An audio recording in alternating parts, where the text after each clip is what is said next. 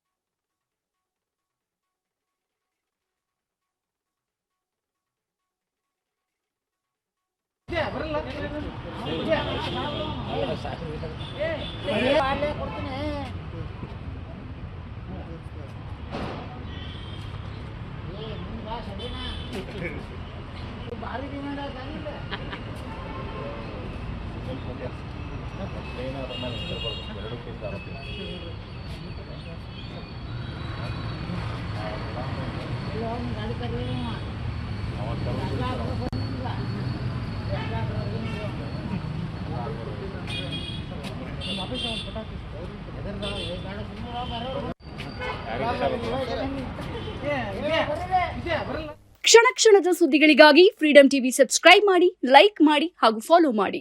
ಹೊಸ ಸುದ್ದಿಗಳ ನೋಟಿಫಿಕೇಶನ್ಗಾಗಿ bell icon ಮೇಲೆ ಕ್ಲಿಕ್ ಮಾಡಿ.